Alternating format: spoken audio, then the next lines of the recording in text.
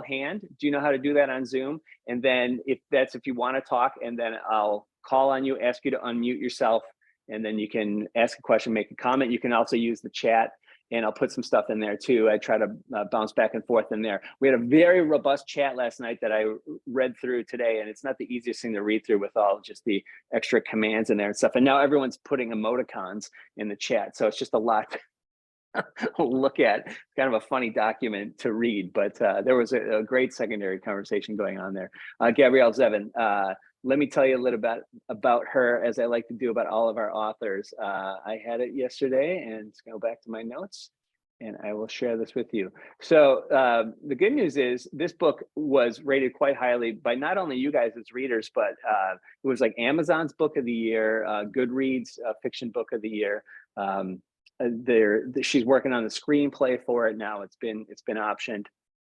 It's quite a popular one, and it struck a chord for me. I would love to hear what you guys thought about it last night. A lot of people also really enjoyed it too. It wasn't what I was expecting at all. I was expecting much more of a When Harry Met Sally type of romance. Expected certain things, and I kind of liked how it zigged and zagged in a different way, and so I thought that was really great. Let's see, Gabrielle Zevin. She lives in LA. She went to Harvard. She's 45. She is part Korean, and she's also Jewish. And so there's a little bit of that, the Asian experience of LA that she relates personally in this book. This is her 10th book. The other really big one is The Storied Life of A.J. Fikri, which I have not read, but I want to read, and that also has gotten quite good reviews. I'd love to hear if anyone else has read other stuff by her and they would like to compare and contrast tonight's book with that one. So who wants to start with their icebreaker, or what's the best way for Books and Bars to reach you, or what's your thought of the book? Anyone? I see if I got a hand up here. It looks like we have Katie. Katie, talk to us.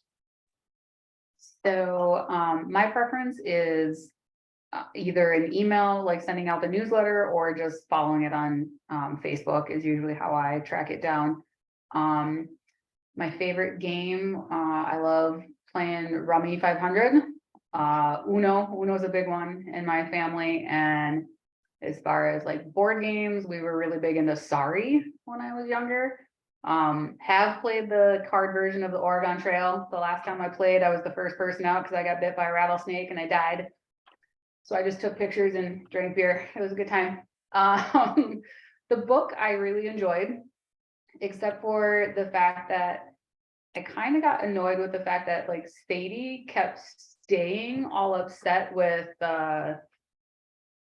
what's his name? Why can't I remember the main character's name? Sam, thank you.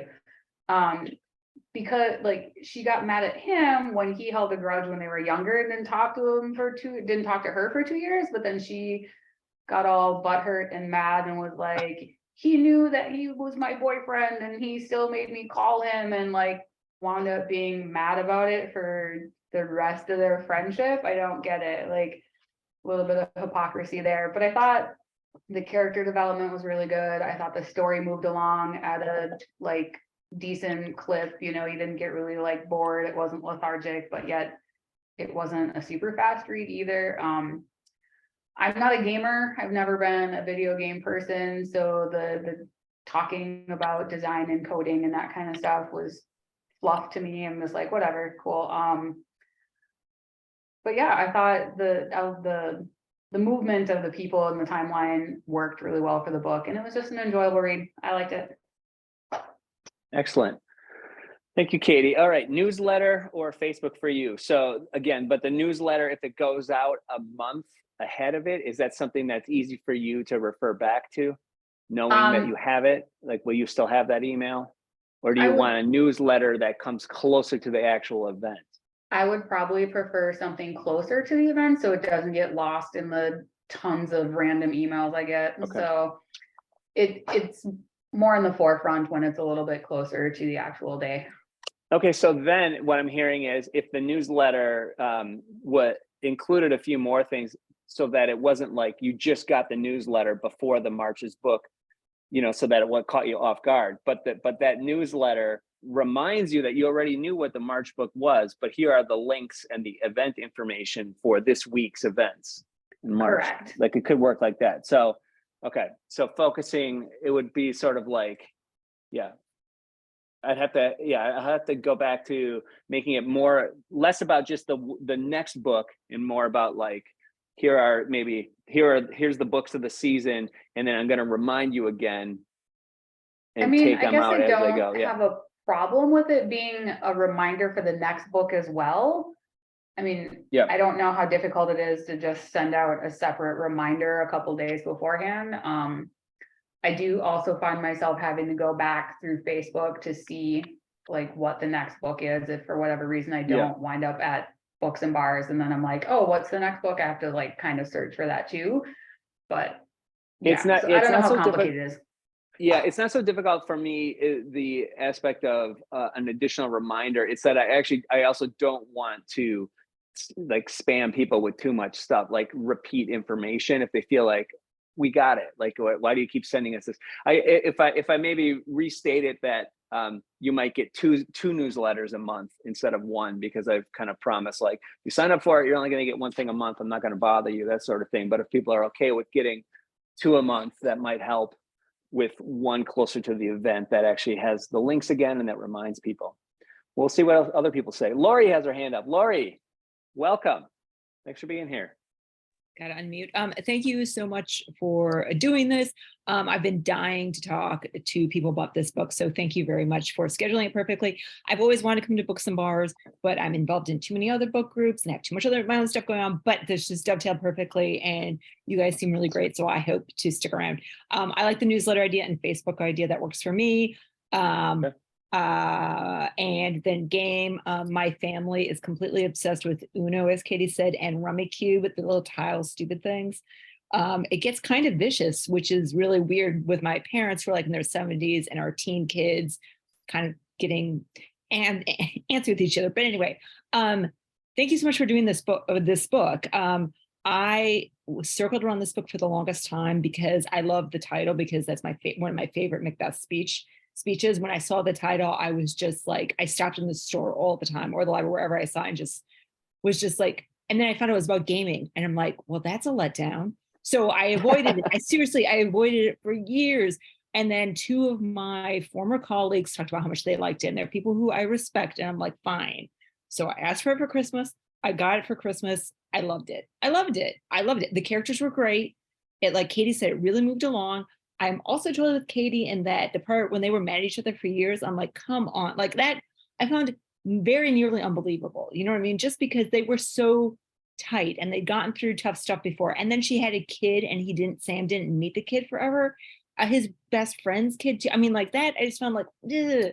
You know what I mean? Like, I don't know. I just like, I can hold a grudge, but not like that. So anyway, but I found the gaming, what I kind of came away with was that the gaming thing was a metaphor for any project you're working on and super invested in, which once I looked at it from like a step back, I was like, oh, because like I've got friendships that are based on reading books or based on doing something. And so gaming, where I learned stuff about gaming, like who knew? Anyway, it was really, that part I really did like, and I like the characters, and I was shocked by how much I cared about something I thought I would not care about.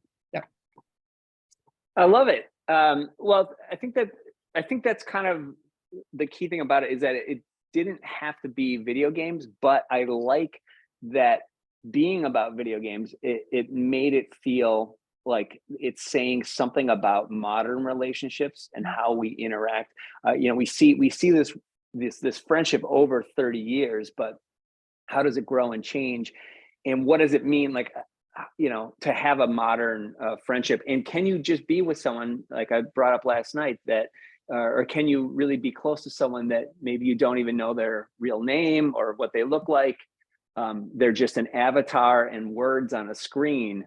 Can you have a real relationship in that sense too? When we look at the section where, Sam basically creates a game, an entire world to reinvest into a relationship with Sadie in some way. Yeah. A lot of great stuff there. Thank you. And thanks for finally making it and away from your other clubs. Last night we had a whole list of, we made up a bunch of funny book clubs. That's what you missed last night. The funniest one that I liked so far was, it's called Hot and Moneyed. And it's a Maplewood book club that only talks about Suze Orman books, and they all wear blazers. So that's some of the comedy you missed from last night. There were some other fake book clubs we made up, and for some reason they're all set in Maplewood. Anyone from Maplewood here tonight, feel free to tell me other book clubs that we missed. Let's see, Majel's got her hand up. Majel, talk to us. That is freaking hilarious.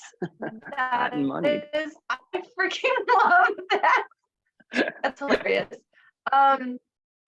Okay, your icebreaker question, how to contact you. I'm actually fine with everything you're doing now. So many people will slip through the cracks. You're never going to find a perfect system. So I'm fine with what you're doing right now. I know to go check Facebook when you are posting something. I know to go do it. So expect people to lose the links. Sorry, our computers put them to spam. We can't find Facebook. It is what it is. I really, Lori, for me too, like to Lori's point, when you spoke about seeing tomorrow and tomorrow and tomorrow, I was so waiting for that to pay off. And in the beginning of the book, I was annoyed that it hadn't come up yet. I was like, ugh, where is it going to be? And I did think that she pulled it off really. I think it totally delivered where she delivered it. I can spoil it, right? Oh gosh. Yep. Can I? Okay. Because that's why I didn't come to last night, Jeff, is because I had 100 pages and I was like, I was planning on using Tuesday and today to finish it. And so when I knew, I thought you were canceling today, I was devastated because I knew I couldn't come yesterday. So thank you for having today's Zoom. Because I kept waiting for when she was going to reveal it. And it was so well done because we see it after Marks is gone, after we're sad that he isn't there. And seeing him like, well, in past tense, but having the part where he's, going to be giving us the soliloquy, I thought that was really well done. I'm only slightly annoyed with his interpretation of it when he's like, tomorrow and tomorrow and tomorrow, it's a game, you just restart. And I'm like, that is literally not what Macbeth was saying. Macbeth was not saying that. He was literally saying, we're here, then we're dust. So it kind of annoyed me, but hey, you can interpret, that's the point, was that Marx was interpreting it the way that he wanted to. And so that's fine. He missed it, but that's what he got from it. That's fine. So I thought that really paid off. If anything though, I was mad that she killed Marx. That really devastated me. And I was hoping to come today and have any guesses as to why, like, why did she do that? What was her reason? It's very lost on me. It was very sad. I just don't see why she made that choice for him to be killed. So I'm hoping at some point folks get to that today. I would love to hear it. Well, Majel, if you had to start with a why, even though you don't like the choice that was made, why do you think she did it? That's why, gosh, you sound exactly like me in my classes, Jeff. What do you think? I say to my students when they ask the first question. I had a couple ideas. I don't feel attached to any of them. Was she giving us another arc where Sadie and Sam could be separated, since we'd already seen them kind of do this throughout the story? But I just didn't. But then that didn't need to happen. Was she trying to put a straw in the camel's back? But I just don't get it. So I'm kind of I'm lost. So, okay, the questions out there, anyone else can feel free to add that to their discussion topics tonight. I guess I will say it made me initially think, okay, so now we have a clear path for them to actually get together, and that's why it extra surprised me that even once Marx was dead, that they're still, like, I was like, he's going to take care of the kid, and they're going to, even if they're not completely romantic, this is going to be a happy family. He's going to have to fill in and step up and take care of the help her, you know, raise the child and everything. So I was extra surprised in a way that that didn't pan out. It might have been because she wanted to write one of the most powerful parts of the book, which was, you know, his death, which a lot of people talked about last night. So I don't know, but we have a bunch of hands up, so let's find out. And I will add another game for every game you guys bring up. You guys ever play Coup? COUP. It's a nice little card game. It's a fun to play with your family, being a bunch of liars. And Duke takes his tax, and it's like you don't have the Duke, but everyone else just says they have the Duke for like the first few rounds and takes their tax. And it just cracks me up because we laugh out loud. We're like, no one wants to challenge the person at first. So if you played Coup, you know what I'm talking about. Duke takes his tax. Okay, you take it. Go ahead. Well, I'm just going to get our money at the start of this game. And then we're going to start calling out the lies and the liars in this family. And it's just the four of us playing all the time. And it's like a tight 15-minute game. And we'll keep playing rounds. And it's just funny to see in your family who's the best liar. That's what that game's about. Angela, talk to us. Hi. I agree with both Majel and Katie on the communication piece. So I usually just go to Facebook. The problem is sometimes I forget to register, and I can always dig it up in junk. That's not a problem. But I do like the idea of sending out a second, whatever, closer for those of us who are regular attendees, so we can dig it up, because I do clear out my junk and all of that stuff pretty regularly. From the book, I liked the book. I did think it moved along really nicely. I liked the characters, but I felt like both Sadie and Sam were some of the most like selfish people who thought they were being like, I don't know, oh, I'll just put my stuff aside for this other person. But in all reality, I felt like they were both being like incredibly selfish throughout the whole book. And maybe that's one of those things where like they were mad at each other for things because they're like, I thought I was giving all of me to you, or I thought I was being like altruistic, but in all reality, like they were just both being selfish. Dove, hated Dove. And the fact that I think some of Sadie's upbringing by being like the sister of a cancer patient, like, oh, your pain's not as bad as someone else's, like may have driven her to be like, it's okay for this person to just like mistreat me. And the fact that she's like, I gave consent. I'm like, no, you didn't. He literally handcuffed you to a bed and left you there without you consent. That's not consent, friend. You may have consented to other things, or it's like, I did it because I didn't want him to be mad at me. That is also not consent. That's bullying into doing something. So it was like, it was just such a nasty relationship. And I was angry at her for holding that against Sam. And I was kind of upset to find out that Sam kind of did know they were dating and he used that, but he had no idea how deep that went at that point in time. And so her holding all of those grudges, I was impressed that Sam did step up for the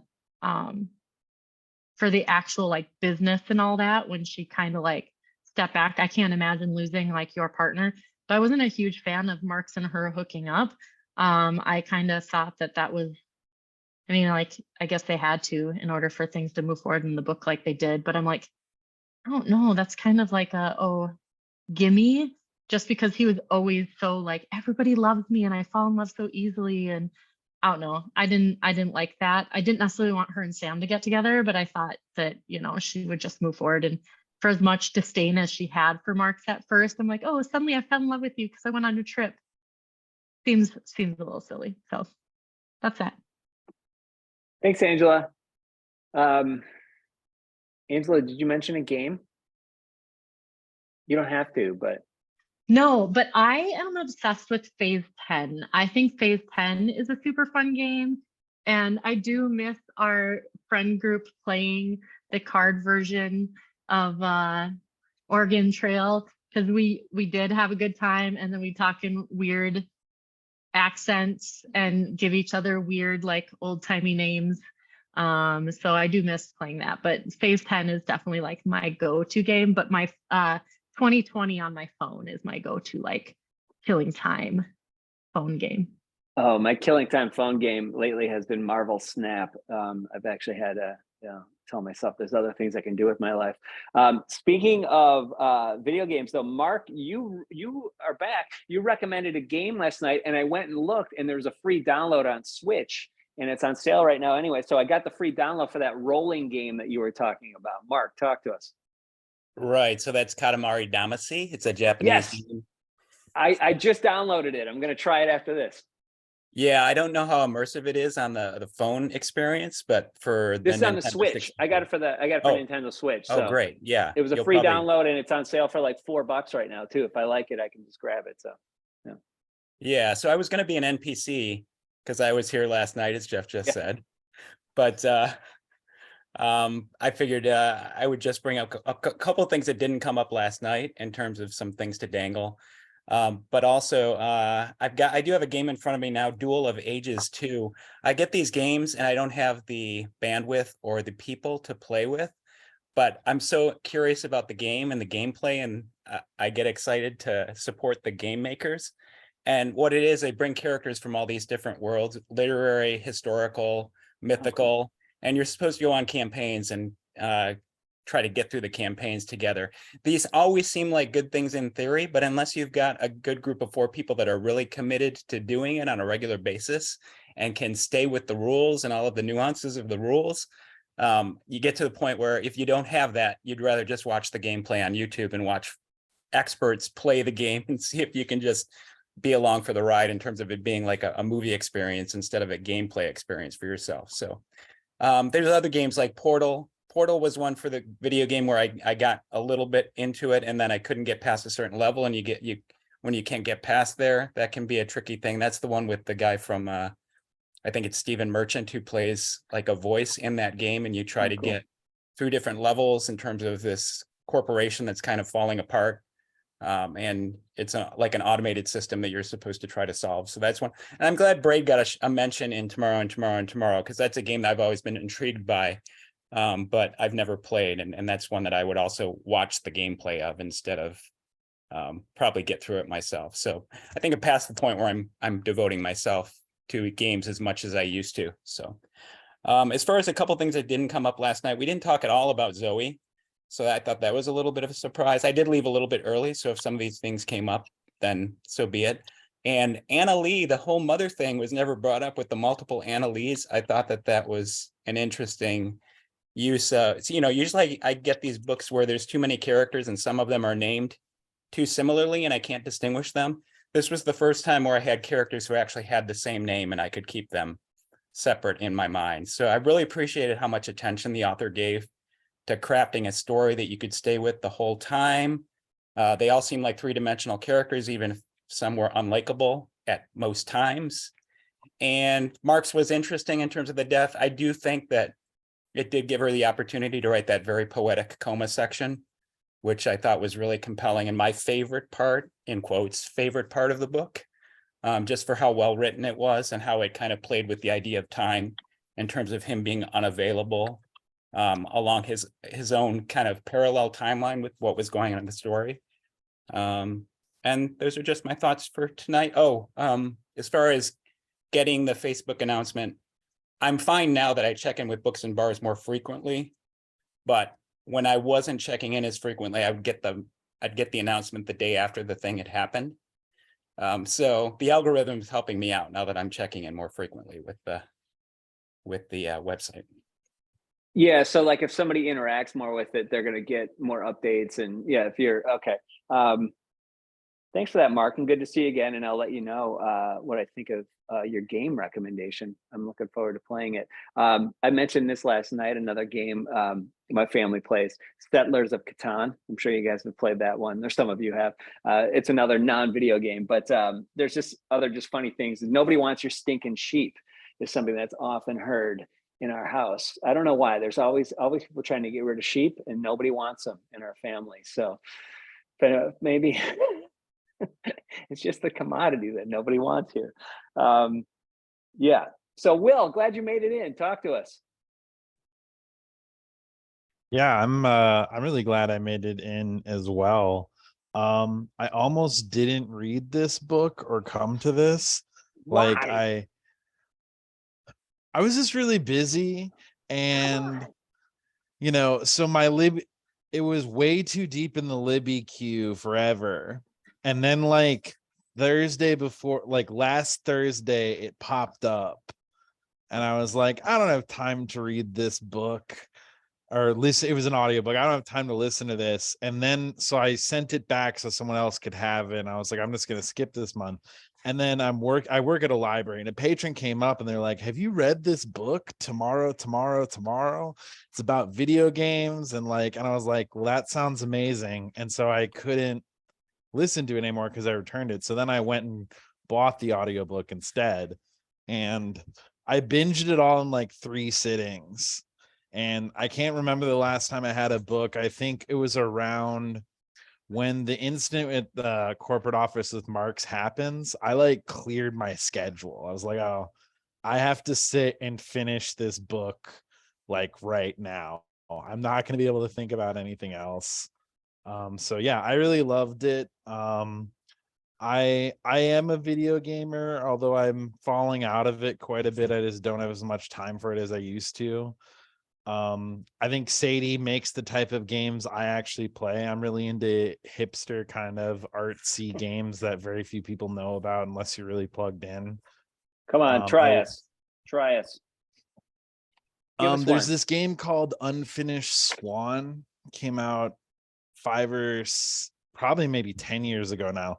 It's a black and white game, or it's a all white based game, and you shoot ink at things to give it shape. So you're kind of discovering a white background world by painting it or shooting ink at it, and eventually you get color, and there's like this whole environmental story behind it. It reminded me the Emily Dickinson poetry shooter reminded me a lot of that. And I was like, yeah, so I think the author is a gamer, a girl gamer. I feel like she had a lot of things to say about being a girl in games, both as a consumer of games and a maker of games. So thought that was all really, really good. I love this book. Well, I'm glad you found time to squeeze it in. There's always our bookshop if you want to get the book and you can't get it on Libby or at your other libraries. But I understand sometimes there's some popular ones and there can be a wait. So thanks for making it work. Another game that I just thought of when you said that was Untitled Goose Game. Have you guys ever played that? You're just a goose going around going honk, honk, and then you have to you have these missions, like a notepad of like things to do, like take the kid's toy, like make the gardener chase you. It's like really like you're just like this goose wandering around like an English, like a little village, and all you can do is be a goose and like disrupt stuff. And it's really kind of funny, and the graphics are great. And it's got this nice, like soothing music. It kind of reminds me of like watching Mr. Rogers or something, if you're old enough to remember Mr. Rogers on PBS. Anyway, Untitled Goose Game, available on Switch and other platforms. Check it out. Laura Nicholson, please talk to us. Hi, it's my first time here. Welcome. So I liked the book. I wasn't like fully enamored by it, but just like listening to what other people are saying and thinking more about it, I felt like a lot of the dynamic between Sam and Sadie was just continuously juvenile, and it was annoying at times, but then thinking back, and I have to remind myself of the majority of the book, like they're in their early 20s and they have really no other social experience aside from each other and from Marx, and they really haven't, I don't know, had any kind of life experience to make any of their interaction like more mature. And I think that Marx, of all of the characters, is probably sort of like the most mature, and he's their through line, and he is also the eternal optimist. So he's the one like keeping them together, even though they were friends before him. He keeps them together. He keeps the company together and creates the company, and gets them, allows the company to grow, and brings on who is it? Simon and his partner. I'm forgetting his name. Whatever his name was. Thank you, Ant. I was thinking Avi, Ant, brings up, that's the next generation. Marx knows that it's important to bring like new blooded and a next generation. And I actually thought that perhaps he was like killed off because had he stayed in their lives, I don't really know if they would have grown anymore. I think that both Sam and Sadie would have continued to use him as not that they were necessarily using him, but they did use him a bit, as a crutch and as, their only connection point. And they needed to find out how they could connect without him, even though, they still like live in his memory. And I also thought that the section of the book, which focused on the shooting and his dying, was the most well-written section, and also again almost more mature writing. And I know that I haven't read anything else by this author, but I know that I saw that she has written some YA, and so it was sort of like that section was just like a little bit, just like I keep saying mature, but just a little bit more elevated and complex, which I really enjoyed. And yeah, I think that's all. I haven't played a game in a really long time, but I don't game at all. I have no clue about anything having to do with games. But a board game that I enjoy is what's it called? Ticket to Ride. Oh yeah. Do you like the Europe version? I've only played the United States one. I haven't played the Europe version. Yeah, I like that game a lot. I like Ticket to Ride Europe, especially. That's the one that we own. Great game. Laura, what brought you out finally to Books and Bars? What made this be your first Books and Bars? My sister-in-law, Pondi Taylor, right there, told me about it. I saw her early in the week and she was reading the book, and I'm like, oh, I just got that on my Kindle. So we were both reading it at the same time and chatting about it. So she told me about this. Awesome. Well, welcome. Glad you made it out. Hope that you come back again. Yeah, Thanks for being definitely. here. And anyone new, you can always raise your hand again and come back in, jump back in. So I always try to to give everyone a chance that wants to talk before we return back. But what a great segue. Pondi is up next. Pondi, talk to us. Thanks. Can you hear me okay? I can. Okay, great. Yep. I was thinking about a game. I teach middle school, and Apples to Apples has been really fun to play with middle schoolers as well. Also all ages. That's been really fun. I too, Facebook works really well for me, and it's one of those things where I kept on seeing this book, and it also might have been because of your posts, like, oh, I should read this book, and then it was like your lucky day find for me, and so I too just read it. It's, I finished it 3 days ago, did it over President's Day weekend, so it was fun to read a book in 3 days, and I was like, this is what I'm going to do this weekend, is read this book. I really enjoyed it. I think and maybe some of his death has to do with how you die on video games. And just, I really appreciated some of the facts they talked about violence. And even if someone plays a violent video game, it doesn't mean that they're a violent person, or that a heroic death, and whether you want a slow death or a fast death, and, just kind of tying it in to the video game life, I thought was really fascinating. I was really nervous about how the book was going to end, because I knew in the middle of the book I really was enjoying it, and I was like, how does a book like this end? But I liked it. I was like, they don't need to be together, and that's okay. We can keep moving on. So that's all. Thanks. Yeah, I know. Sometimes it's scary when you are enjoying something and you really hope that they, stick the landing, or it's at least something that doesn't detract from what had come before. I thought it was realistic ending, and maybe like I said, I went into this just assuming it was going to be this is When Harry Met Sally in the video game world, and of course these two are going to end up together. But I like that I was wrong, and that I didn't know ahead of time what was going to happen, and that it made more sense that they never crossed into romantic or being lovers. But this book seems to be saying that, in some ways there's, at least for Sam, he certainly seems to feel like this relationship with Sadie and the creation that they have together when they come together and they work better together than on their own is actually more important to him. It's a better kind of love in a way. It's something that he's more fulfilled from. And he feels like, he's probably at his best when he has that kind of relationship with her and wasn't as interested ultimately, or didn't need it to be. I mean, it seems like, he wanted it for a time, or at least was jealous of Mark's and Sadie, but it goes in a different direction then. Mark, Katie, Lori. All right, Mark, talk to us. Yeah, so in terms of Mark's dying, I gave this a little more thought now as we were talking. It kind of happens right on the tail end of is it Maplewood then that's created the virtual city? Maplewood is where all the book clubs are that we were talking about yesterday.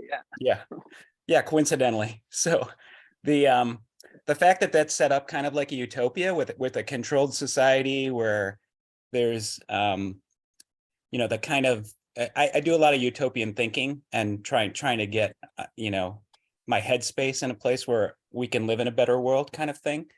And I think it was effective to have him die through that gunplay in contrast to the utopia that they'd set up, where everything seemed to be going well.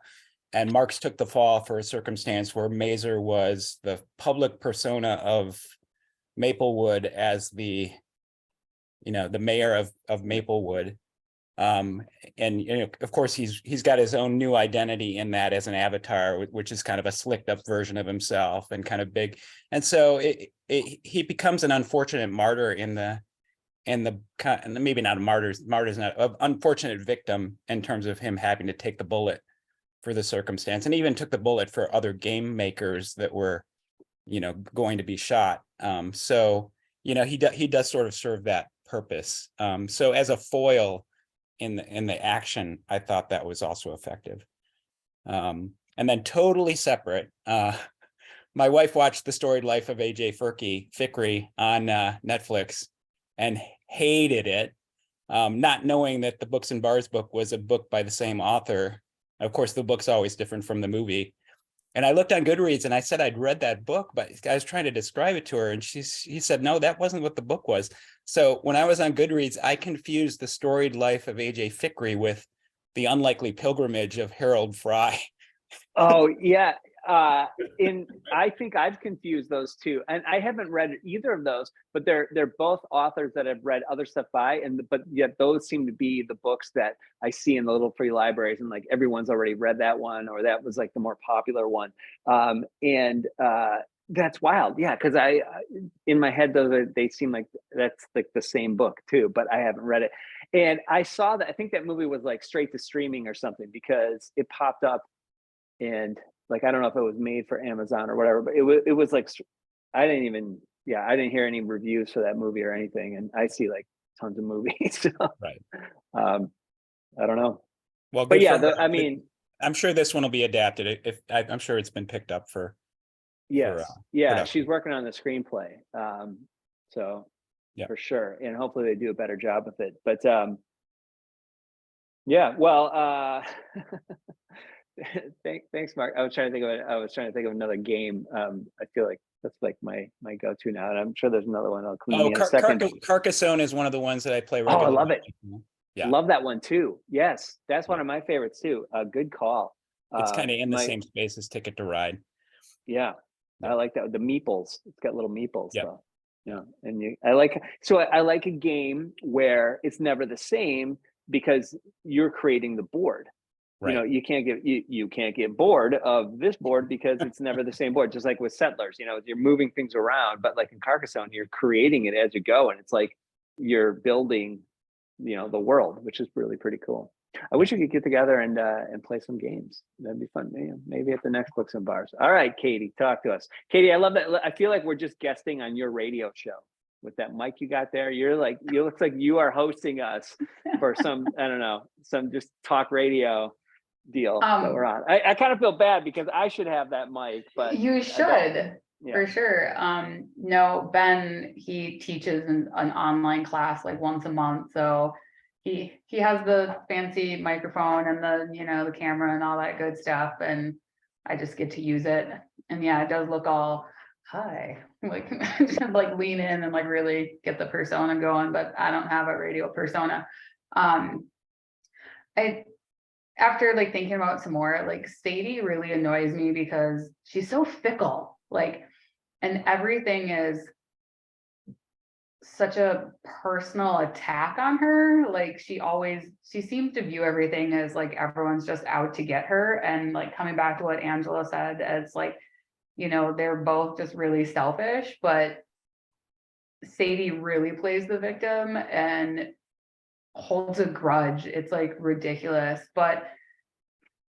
And like, especially when Marks died and she basically told Sam like it was supposed to be you, and basically turned Marks into, she made them, one was better than the other. And it's like, I don't like when things come down to like, oh, you're better than this person and he was better than you are, so you should have technically died. Like, I get that you're mad at him, but did you really need to tell him that he should have died? Like, I get that you're hurting, but find a therapist. It's okay. And then, but I do, like, they did need a catalyst to come back together. And I know like that was only done because like they killed off Marx's character, and then, Sam found the way that they'd always connected to reconnect, and, even put in the speech from Macbeth in there and the character of Marx just for her. So that was like really sweet. And I think she was really dumb in the sense that it took her so long to pick up on the fact that it was Sam. Like, really, like the game just happened to know all this stuff about you, and that would really be like favored like to you, but you're like, it's just a game I found. It's pretty awesome because it's basically like my life. Awesome. And I'm glad it didn't have the, oh yeah, we were really meant to be together, like happy ending. Like, I still think the ending was happy enough because they started moving back into a direction where they seemed like they were finally actually communicating a little bit more, even if it was like baby steps, but they were moving in a good direction and trying to like reestablish that friendship from kind of the point of view where it like first started, which was refreshing, but not the When Harry Met Sally happy ending of just like, yay, we're happy and in love and we were always meant to be together. No, because that would have been annoying bullshit and wouldn't have fit with the story, I don't think. Yep. You're right about that. And I think that she stayed true to the story and the characters ultimately. You seem really hard on Sadie though, I gotta say. You're really, anyway, I don't know, anyone else like feel like maybe that they could relate to Sadie or Sam more than one or the other, or kind of like sided with one, or felt, I don't know. I think I may be harder on Sadie because I was once upon a time a 20-year-old girl who was kind of dumb and made bad decisions and like felt bad about it and probably didn't make the best choices in response to those things. But that's why I said find a therapist, because they help. All right. Let's see, Lori, talk to us. Okay, thank you. Yes, so yeah, that's what I loved about this book is that Sadie and Sam were both so annoying, but they were so real. You know what I mean? Like you said, like I remember being that 20-year-old say like expecting everything to be perfect. Also, as somebody else mentioned before about how awful Dov was, man, I also remember like having those like older men who were like super impressed with your abilities, and you were just like, okay, you know what I mean? Like being kind of a sucker for that. That not that excuses it, but it's like an age thing. I thought, whereas he was disgusting and horrible, it was right. It felt icky, but right. So anyway, that's one thing. One thing else, can I ask real quick, what was last night? I feel like I missed that because like, and I came in a couple minutes late to this. So this is the only one I knew about. Okay, so what I've been doing all winter, and I did this during COVID, was Books and Bars is Zoom, but normally it's in person. and there's a Zoom and an in-person. What happened was I knew ahead of time about the snow coming, so the in-person one was supposed to be right now. So this is this is a bonus Zoom. So I think a lot of people that would have been at the in-person one Zoomed last night. So we had I did a just like what we're doing right now. Okay. It was just there was different people. Mark was there, Sue was there, but for the most part, it was 30 plus other different people that are in this chat right now. Okay, that totally makes sense. I just don't want to make. I just want to make sure I understood that, so I didn't miss it going forward. But that totally makes sense. And I'm not. And if I reference last night, I'm only just because I tend to. And coming up, now's a good time to announce this. We're going to be going back to St. Paul and Minneapolis in persons. And the St. Paul always wants to know what they talked about in Minneapolis. Minneapolis wants to know what they talked about in St. Paul. So I tend to be like, well, last night, they were interested in this, that sort of a thing. So it's fun because there's a lot of people that know people that were in last night's. And when I put it on YouTube, you guys will be able to see and you'll be like, oh, I can't believe Donna cracked out her notes and said that. And we thought Donna would be here tonight because, she brings all the notes. The Magel's waving her hand. So that's all. You didn't miss anything. And thank you for being here. And you know what? They missed you last night. So they're the ones that missed out, Lori. Okay, thank you. I just want to add a couple other things really quickly. I don't know if any of you are familiar with Mario's Pizza on Marshall and Cleveland. It's a fairly new restaurant where Trotter's Bakery was like 100 years ago, whatever. But it's the people who own Estelle. But the point is, it's a pizzeria. It's delicious, but they have a stand-up Donkey Kong machine, like in the book. And every time I go there, I freak out, and nobody I'm with understands why, because they haven't read the book yet. So anyway, I just wanted to mention, because isn't that the one that she gets in the end from the pizzeria? Yes. Okay, Yep. So that's cool. I being a proud Gen Xer that I am, outing myself like that, I did feel like this book was set really appropriately timely. It felt very resonant to me, even though I am not a gamer, know nothing about it, just the weird, just stuff that the little intricacies of life and organization and all that stuff just rang really true to me, which I also am a sucker for. And also lastly, and then I'll stop talking, but like I said, I'm not a big gamer, but between this and Last of Us on HBO, I'm looking into it. So okay, now I'm done. Yes, that's a really good call. Last of Us is probably one of the best adaptations yet that we've seen. It was a good story to begin with. I hadn't played through the whole thing. My kids had played it a bit, and I've watched some of it, so I knew a little bit about it. But I'm really enjoying that show on HBO. I highly recommend. Lori, I have to ask, can I guess? Are you either from Baltimore or from Pittsburgh? I am so happy you asked that, because I am not. I'm from St. Paul. Okay. I grew up here. I get that question often. Most of the time it's Canada. People ask me if I'm from Canada. And I actually, when I worked in a library for a while, and I had a patron get into it with me. He's like, why are you lying about being from Canada? I'm like, dude, I'm from St. Paul. I did go to school. My college was in Annapolis, but I grew up in St. Paul. I just have certain weird inflections that I don't know where I picked up. All right. So I heard some Maryland in there. That was not too far off. It's Baltimore. And then people in Maryland asked me if I was from London once. So, who knows? Yeah.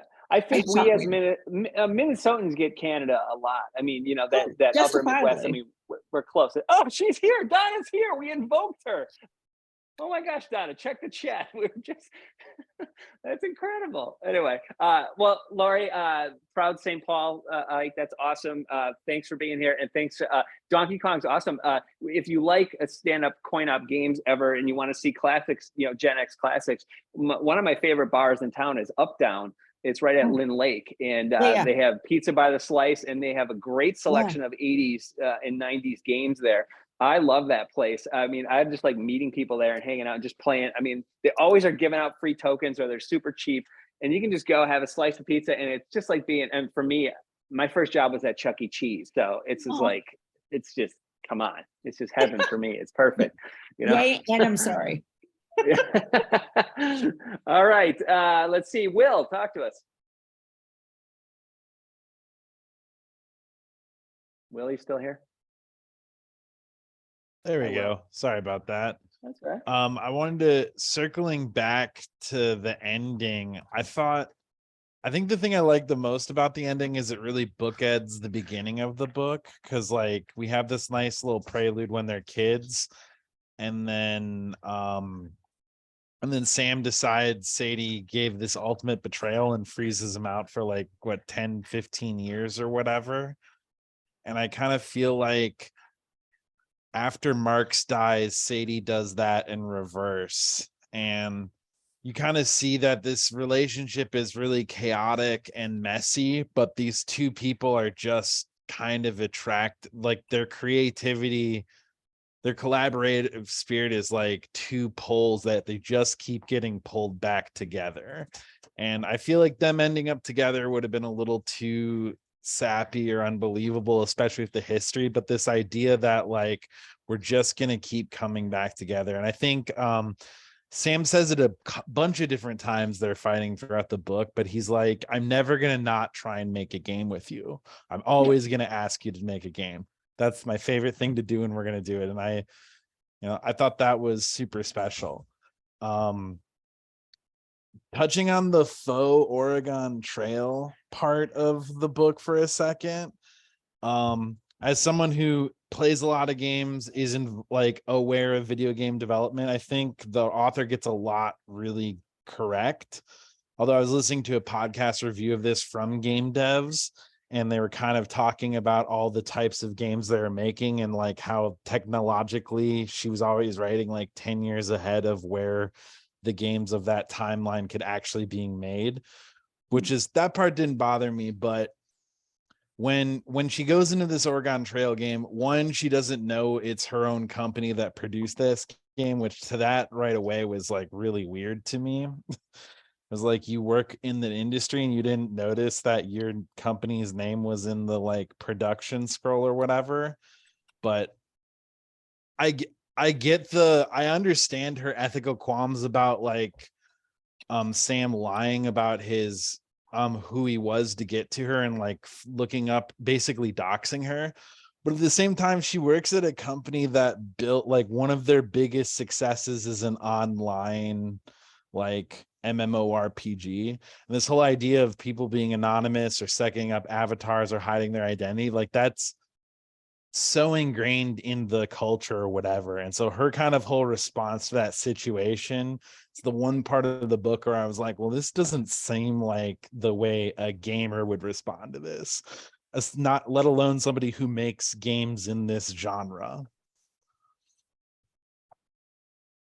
Fair enough. I wonder if the idea of writing sort of ahead was Zevin maybe just not completely researching it, or showing that I think in a way that Sam and Sadie were at the forefront of things. They were doing things first. We talked a bit about this last night, and I wonder what you guys think about. Are there good comparisons for sort of each of the games that are represented here? Like, when you're reading about them, if you know much about video games, did you think, oh, this is supposed to be, kind of like this type of game? Any thoughts on that? So I'm not sure, but if anyone has something on that, feel free to chime in. I see Laura has her hand up. Hi, Laura. Hi, I'm gonna try to remember what I was going to say. I think thinking about the I don't know anything about the game part, but thinking about the time period in which Sam and Sadie were children. So that was like in the early 90s or mid 90s thereabouts, and both of them had these like interrupted childhoods. He had the traumatic car accident and healing of his foot in the hospital, and she was basically in her sister's shadow for a number of years while Alice was going through all of her cancer treatment. So they didn't really have like real childhoods, and they didn't really get to grow up in a sort of quote unquote normal way. And then there is a mention later on in the book, like at the very end of the book, when she's talking about how the students in her seminar are, they talk about their trauma all the time and how like, everything in their lives are informed by their trauma. And she, which is interesting because that's very much like of the sort of like later or the millennial into Gen Z like generation way of like processing things and talking about things. So like the generation that Sadie and Sam grew up in, like they don't have any mechanisms or really like vocabulary in order to process any of the things that they went through. And it's like they were never really able to talk to each other because no one taught them how to, and it was just not something that was like culturally popular at that time. So they were kind of suspended in this like early adolescence where they could never grow out of it. I don't know, I was just thinking about that. And like it's an indictment of Gen X. We're all, that's the problem. That's we weren't given these tools. We're having to adjust now. I don't know. Yeah. No. I'm sorry. I hate to interject here, and not be called on, Yeah. but I disagree. Like they, especially Sam and Sadie, had a great deep relationship when they were kids, in the language they knew. You know what I mean? Like some people talk to each other through books, some people talk to each other through games. Like I mean, I think it was a real friendship and relationship. It was just in the language that they both knew before they met. So sorry. Didn't mean to go off there. That's all right. No, talk about anything. They didn't talk about trauma. She didn't talk about the fact that she was, getting community service credit for being right. his And that was friend. a mistake. That was a mistake. But like, they talked about what they did care about, and because like they weren't going to talk to anybody else anyway. You know what I mean? I think it was because, and we all, knowing kids like this, having been a kid like this, it's like, you relate in a language and what you're comfortable with, even if it's not what's best for you. And hopefully you can get to that deeper point or something. I don't know. Sure, the gaming was what was comfortable for them. Majel. I may not be from St. Paul and I may not be from Minnesota, but I am from California, and I'm here on a mission to tell every Minnesotan that it's pronounced Oregon, not Oregon. It's pronounced Organ, like the things in your bodies. It's Oregon. And it's not Nevada, it's Nevada. We don't say it the way it's actually Spanish. Nobody said Nevada. I'm just here as a public service announcement from a West Coaster who is now in your community. How do you say stuff? How do you say the state that Denver is in? Oh no. Okay, a Californian says Colorado. Okay. How are you supposed to say it? Well, I found it's interesting. I was just there recently, and I took note that even people that live there, there were two different pronunciations. So I don't know if it's people that grew up there. Brother, they transplant. Yeah. No. Tons of people have moved into Denver who aren't from there. I might say it differently than they do, admittedly, but I say Colorado as a Californian. But yes, it's Oregon, inside your body. Anyways, Oregon. I'm on my mission. I'm on my Nevada. mission, and I'm spreading the gospel. And also, I really appreciated what Will said, that the people were saying in the gaming community that she was really far ahead, because I did find it interesting in her notes. She addressed this. In part, she said, throughout the book, I chose the games that made the most sense for the story, even when the dates were slightly wrong. So I really thought that was interesting that Will brought up that gamers were bringing this to her, and she knows, in some way, maybe she knows that, and she was writing that in her acknowledgements. So I thought that was really cool outside information that was brought in for me. I think I'm really interested in. I had a reaction in part to, I think, some of Katie's points and some of Laura's points, and it something came to me as I was feeling about it. There's ways in which I had reactions to Sadie that were much like Katie's, and in my mind, I also heard words like, she's annoying, she's taking things too personal, she keeps changing her mind. And as I thought those thoughts when I was reacting to Sadie, I realized, oh, that's always the sexist thing that we say about women's emotional reactions. Oh, that's always what we say. We say women are emotional, they take things too personally, they keep changing their minds. And I found myself being reactive to Sadie in that way as well. And I kind of realized as I was trying to think through it, and we were speaking the words of sexism, like, oh, it's actually, I think the culture has taught us to react to women's trauma and women's pain with this derisive opinion about how women are responding to the things in their life. Where I think Zevin also does a great job of painting a portrait of how a traditionally masculine interpretation of pain would look. He's very stoic. Sam. He's very stoic, right? He doesn't talk to anybody for the first 6 weeks after his accident. He only plays video games. To quote one part in the book, when Sadie's telling Sam about her abortion, he says, why didn't we talk about this? And she says, we don't talk like this.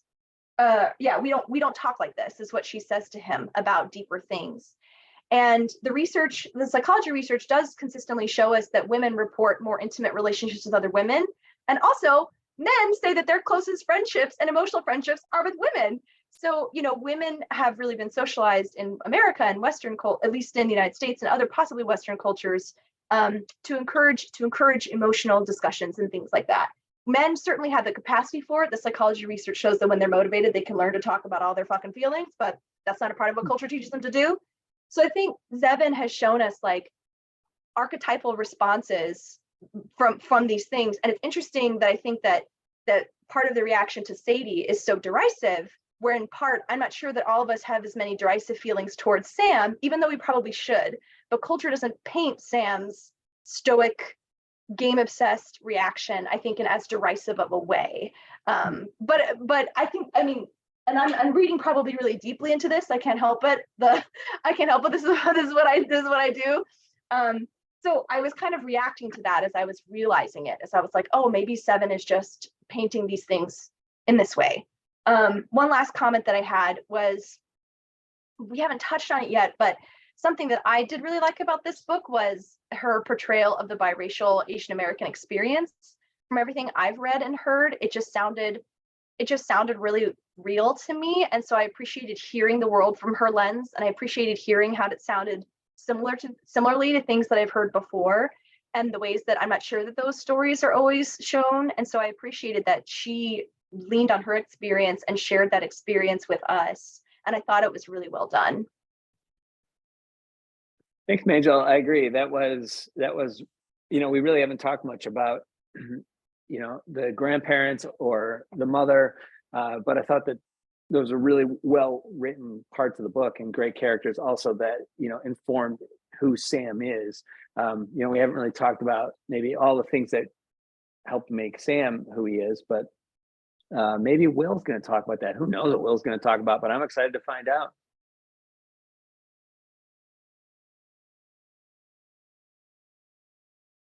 Will, can you unmute yourself? Double mute, sorry. I love that you brought up those gender archetypes, because I think one of the things the author does so well is, instead of framing it as a dichotomy, like I didn't feel like I was being talked down to or shown like this is Sadie's experience and this is why it's bad. I feel like Sam is just as much a prisoner of like this cultural stoicism for masculinity as Sadie is a prisoner of how we read her, because like the only person throughout the book who consistently gets to see Sam actually suffer and show his pain is Marks. And anytime Marks is seeing any amount of vulnerability with Sam, the first thing he says is, do not tell Sadie about this.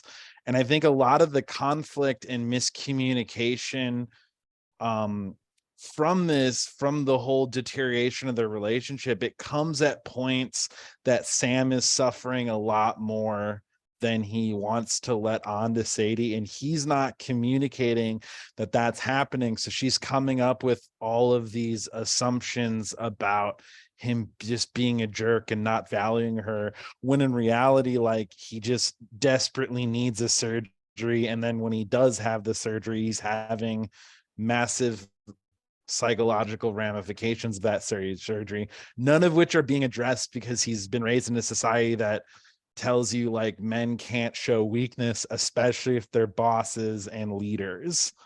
So I felt like, I think that's the other thing I love about this book is like both of the the breakdown and the rebuilding of this relationship throughout the book. It feels so realistic because like if you ask, well, whose fault is it? It's not clear. It's messy, it's gray. They're both at fault. They're both victims of each other's like selfishness. And like to me, that's just like what real deep, meaningful relationships are like. And I think it was really good to have both of those archetypes shown in a way that one side wasn't blaming the other, or we weren't like, there wasn't I've seen other things, I've seen other or consumed other content about women in a male dominated field kind of breaking in or whatever. And I think this author had a lot to say about women in a male dominated industry or world, but like that's not what the book, like that wasn't the central point of the book. The central point of the book was this relationship, and that was just one of the aspects that evolved around it, in the same way that like disability awareness evolved around it on Sam's side. Thanks, Will. I see a fresh hand with Missy. Missy hasn't spoken yet.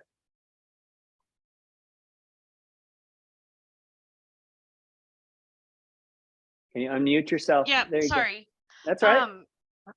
So my brother has been an amputee for a year, and his experience of phantom pain is nothing like what she wrote for Sam.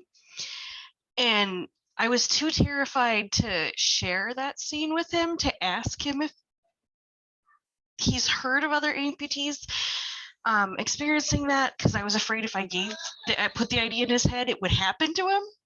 But I'm curious, has anyone heard of other amputees having such a horrific experience of feeling like it was crushed?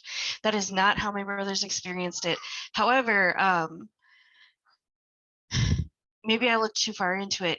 There's a nerve medication he takes that wouldn't have been available when Sam had his amputation. I was just wondering if anyone else knew. I saw a few people nodding. Anyone want to speak to that? I don't have personal experience speak to that. I've seen the author talk about, and I think that's one of the links that Sue was trying to share. I think I put it in the chat about talking about her relationship to disability and writing about that. But does anyone else have any relationship to amputee that can speak to that? I see. Oh, I just saw some heads nodding, but okay.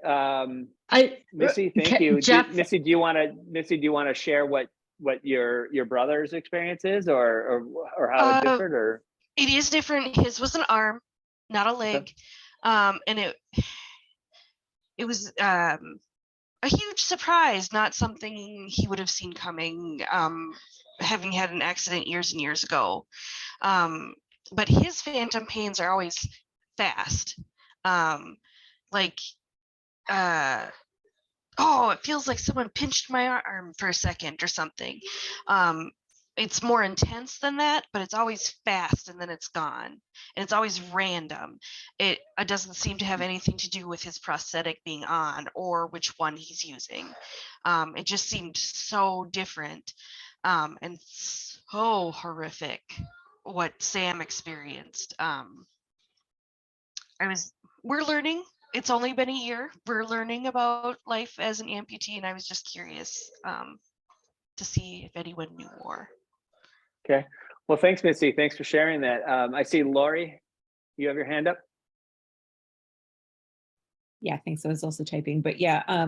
And I mean, I know, and I'm sure your brother will come to know this more and more, but it's like, a lot of things like that have different people experience in different ways. Also with a lot of neurological conditions, they're not the same across the board.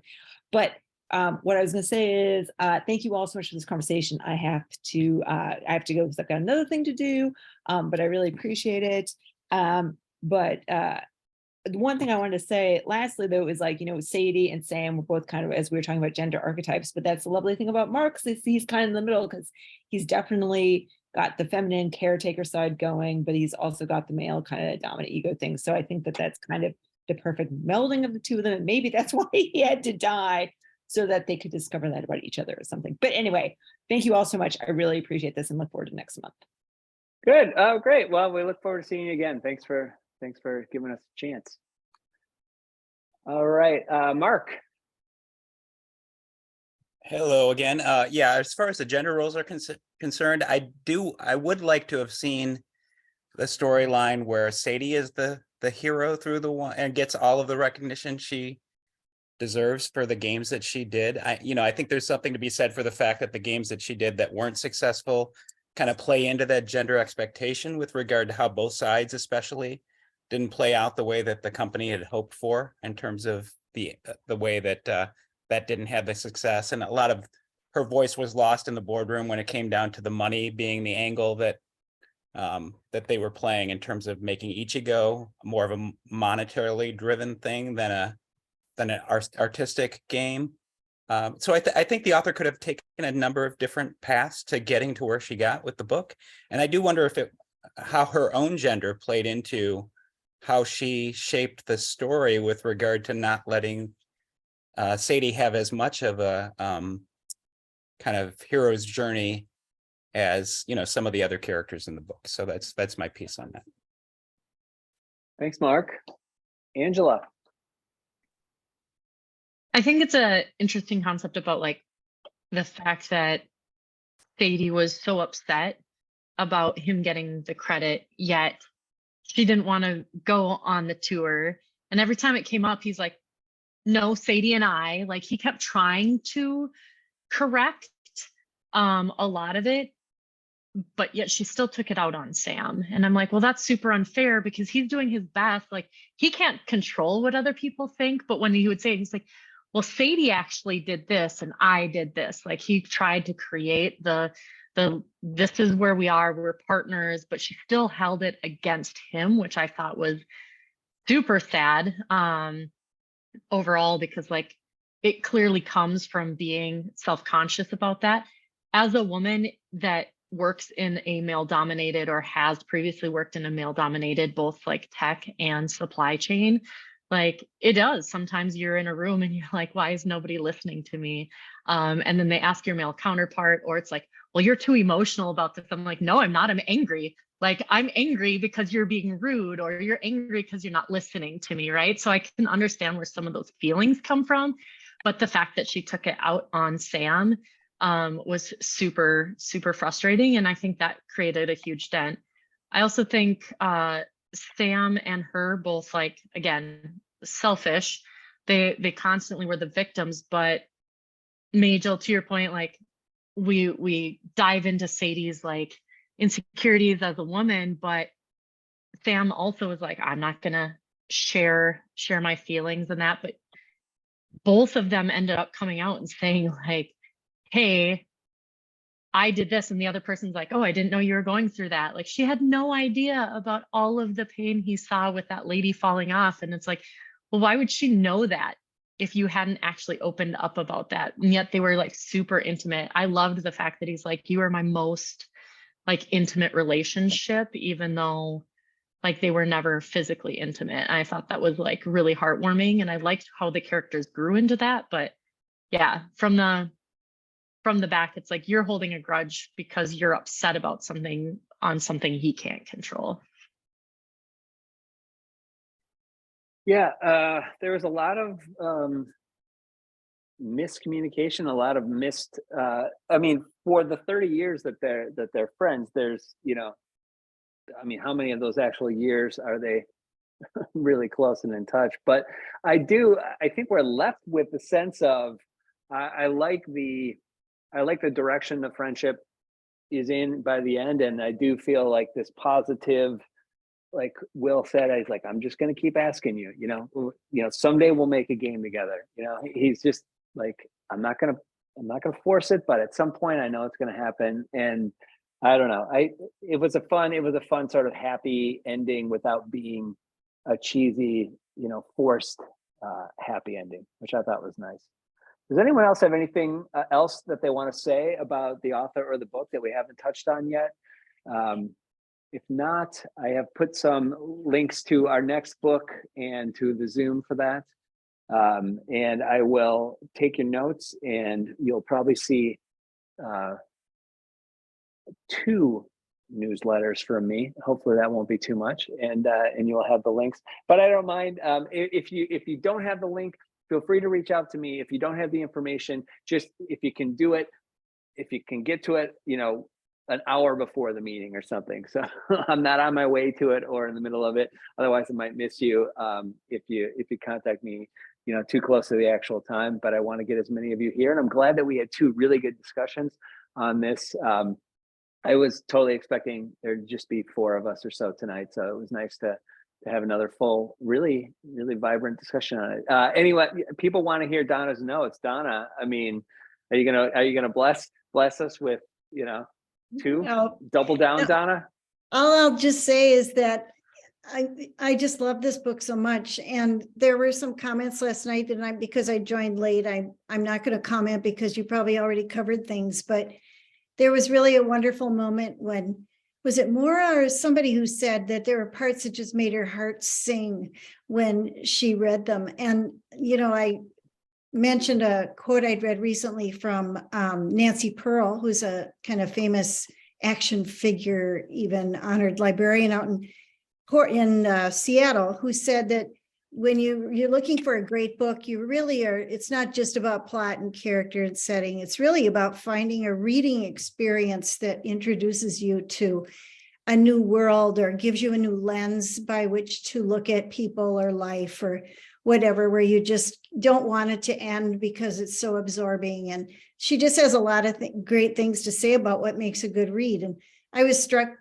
I recalled that quote when I was reading this book, because I got to the end, not expecting to like it because not being a gamer, but when I got to the end, it was almost disappointing because, it ended, it's just this wonderful uplifting note. I was sorry to see that it ended, but I loved, like what you said earlier, Jeff, about the ending on the positive note, because they're going to do that 6th game, they are. So it was just a great read all around on like many, many levels.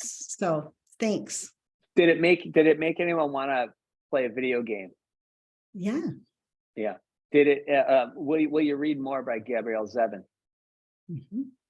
Yeah. Will you keep coming to Books and Bars? Okay. Can we make this a utopian book club for Mark? I don't know. I don't like his description of utopian book club is not my book club, but that's fine. That's in Maplewood. We're going to keep Books and Bars the way it is, but we're adding something really fun. And I mentioned this last night. I get to tell you guys too. I mentioned it a bit before. Our triumphant return to in-person in Minneapolis, where I live. It's going to be very exciting. So we are going to be at Sociable Cider Works starting the 3rd Wednesday of June, and we'll be on 3rd Wednesdays there from June through December.